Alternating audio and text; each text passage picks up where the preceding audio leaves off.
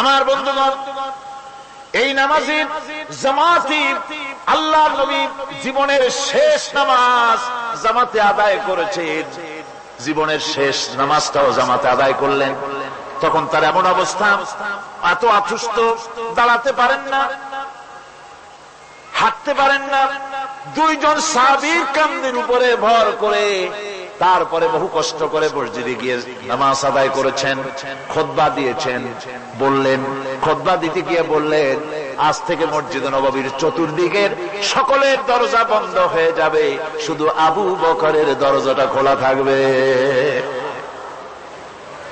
আল্লাহর নবী বললেন, আল্লাহ রাব্বুল আলামিন এই পৃথিবীতে তার এক বান্দাকে জাগতিক সব সম্পদ দিতে চেয়েছিলেন, কিন্তু সে বান্দা সব জাগতিক সম্পদকে উপেক্ষা করে মাবুদের সঙ্গে দেখা করা বেশি জরুরি, বেশি পছন্দ মনে করেছেন।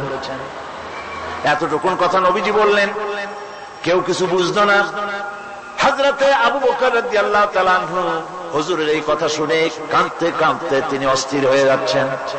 সাহাবীরা চিন্তা করলেন, হুজুর কান্না কার কথা বলেছেন, তাতে কান্নার কি আছে?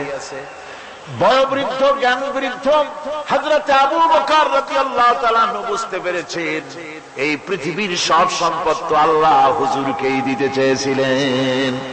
তিনি সমস্ত সম্পদকে উপেক্ষা করে তার মাবুদের সঙ্গে দেখা করার জন্য প্রস্তুতি নিয়েছেন। তার মানে হলো আল্লাহ নবী বিদায় হয়ে যাবেন, আমরা নবী থেকে এতিম হয়ে যাব। নবীজি ঘরের মধ্যে প্রবেশ করলেন, প্রচন্ড জ্বর এলো।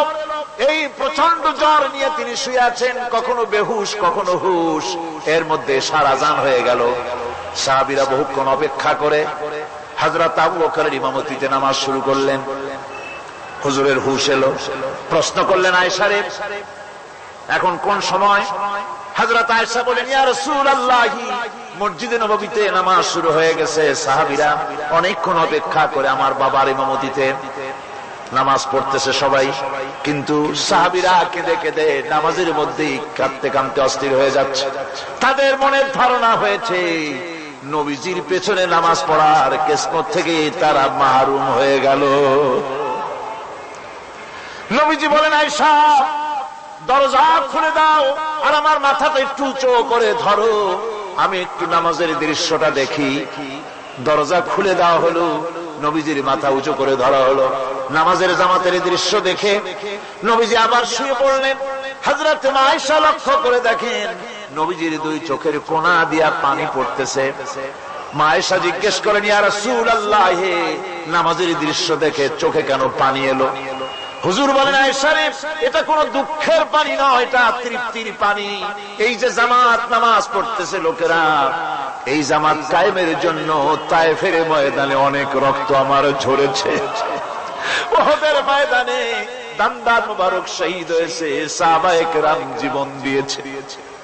এই যে জামাত আমি দেখতে পেলাম, ভবিষ্যতের একটা ছবি যেন চোখে ধরা পড়লো। আমার মনে হলো কিয়ামত পর্যন্ত এই পৃথিবীতে আমার যত উম্মত আসবে তারা এইভাবে করে জামাতে নামাজ আদায় করবে।